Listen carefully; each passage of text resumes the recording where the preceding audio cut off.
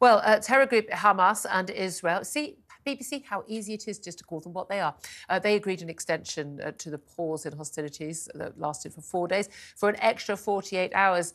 Out of a total of 240 hostages believed to be held, 69 have now been released by Hamas in exchange for 150 Palestinian prisoners and detainees being released by Israel.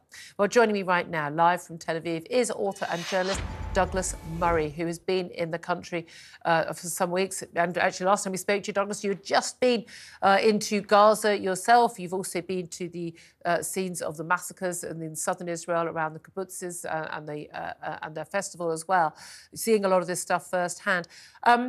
Just in terms of your perspective, Douglas, where we are right now, a 2-day ceasefire extension to the 4 days we've already seen, more hostages being released. There's lots of talk how, people want this to be extended, more aid getting into the Palestinians, more hostages being released. But does this look to you like anything close to the end of this conflict? No, I don't think anyone thinks it's the end, apart from maybe abroad. Within Israel, it's very clear that the objective of destroying Hamas is some way off.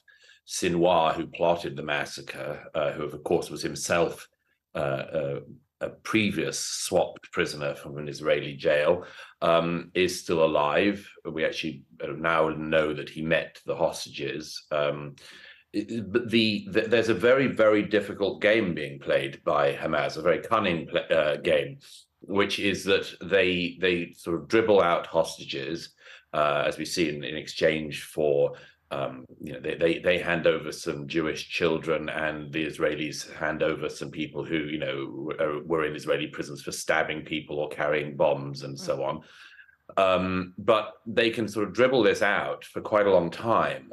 And we actually don't know, of course, how many hostages are alive or were alive when they were taken into Gaza. Hamas, like Hezbollah, sort of benefits from this uncertainty and knows that it could drag out a ceasefire for some time. Of course, the troops who are in Gaza, the Israeli troops and others, mainly want to get on with their mission. So I think it's a very frustrating time for Israel, simultaneously wanting as many of the hostages back as possible, but also wanting to pursue the objective of destroying Hamas. Indeed, and this is interesting, that the moral pressure that is coming on Israel from actually the families of the hostages, many within Israel, but also the international community, including allies like Britain, like America, sort of pushing for this ceasefire. When we are talking about a country being basically asked to sort of not take on the terrorist group that has just murdered and slaughtered, I think the figure's been revised to 1,200 innocent civilians, and some Israeli forces as well seeking to defend them on October the 7th, taking those hostages, choosing still not to always stick to the rules, like, giving back mums and children together. The youngest hostage, 10-month-old baby, we understand, has been handed on to another terror organisation, and has not yet been returned. And they're carrying on like that. And yet, when it comes to the West dealing with Al-Qaeda or dealing with ISIS, I don't remember us taking this attitude at all. It was, these organisations are terror organisations, they are murderous organisations, they need to be destroyed. But for some reason, Hamas need to be treated differently. That's right, Julia. I mean, there's no point in destroying Hamas a bit. There's no point in wounding Hamas or taking out a part of it. The objective of the war, from Israel's point of view, is to destroy Hamas. And that's what it has to do. Half destroying it isn't good enough. And I don't think the Israeli public will put up with that. It can't be stressed enough that, I mean, whilst outside there's sort of left and right and, all these different distinctions of politics, in Israel, I think the public are almost completely united in recognizing that Hamas needs to be destroyed and they cannot live beside it. Nobody can move back to the communities in the south if they're within reach of Hamas from now on. It was amazing how they got used to living beside Hamas in the past. Every house in the kibbutz, had a bomb shelter in it. Sadly, the doors didn't lock, which is why Hamas terrorists were able to go door to door and slaughter people and abduct people as they did. But they were too used to living with bombs. But nobody can live with bombs and rockets plus the threat of being taken hostage or murdered in your bed. So it's a very important thing that Israel, in my view, the Israelis are allowed to do what they need to do to destroy Hamas. But it's a very interesting point you just made, Julia, about the manner in which Hamas is releasing the hostages. I was at the Children's Hospital on Friday night when the first children were flown in from the first swap, and it's very striking the way that Hamas is releasing people. It is making sure very methodically that it keeps back at least one member of each family of the people that are being released.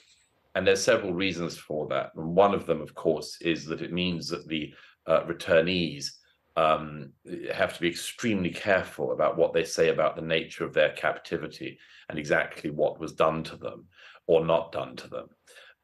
It's a sort of hostage situation within a hostage situation. The children were meant to be returned with their family members, and they haven't done that. Hamas hasn't done that. And this is, of course, if I can just quickly say, this is a situation that we've seen ourselves in Britain in microcosm. You remember back in 2004 or so, the British hostage of Zarqawi in Iraq, Ken Bigley, who ended up being decapitated by Zarqawi and his jihadist group. But you'll remember that they eked out these videos of him in the days before the poor man's murder, in which they got him to, for instance, condemn the government of Tony Blair and much more. Hamas operate exactly the same way as Zarqawi and other jihadist groups.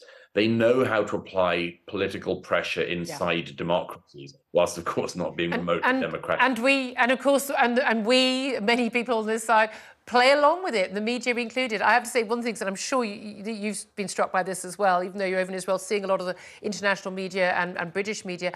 The moral equivalence of is, hostages held by Hamas and detainees held by the Israel, as if these, children, there's women and children. You see some hulking 6-foot lad who's been detained because he's been throwing rocks, throwing stones, throwing rocks at soldiers.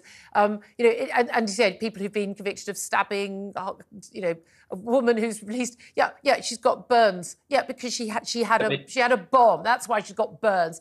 But also as if that's equivalent to a 10-month-old being stolen from her bed and parents being murdered.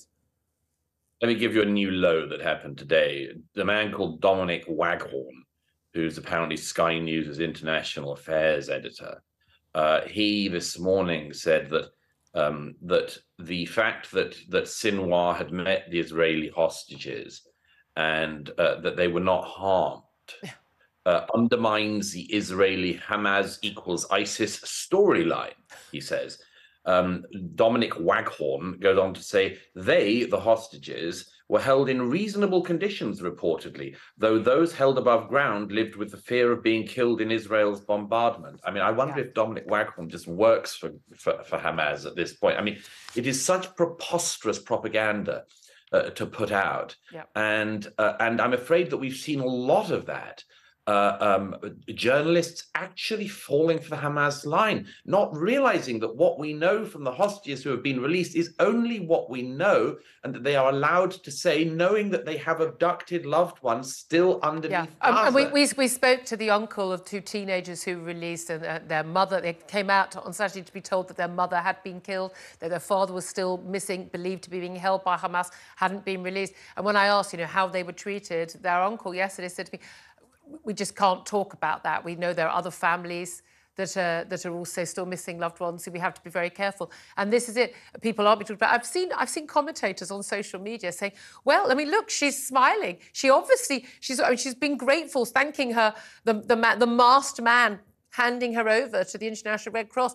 She's clearly been well treated. No, this is a girl who thought she was being taken to be executed after spending 7 weeks in a tunnel with having been seized and watching her family executed and burnt alive around her, being grateful that she suddenly discovered she's free. That doesn't mean that Hamas were nice to her. But the willingness of many in the West, including trained journalists, to take this stuff as legit and read, I would say borderline sick, actually. I would say it's sick, but it's also, Julia, it's just frivolous. I mean, there's a terrible frivolity in the British media and much of the rest of the international media. I mean, don't forget, this is media who have spent recent years, many of the actual people sort of bigging up Hamas at the moment, are the sort of people who spent recent years boring us all with their claims about gender pronouns and other waffle. And you know, they tell us about things like microaggressions and all this boring nonsense. And a group like Hamas comes along, and they are as frivolous about them as they are about everything else in our lives. Yeah, absolutely.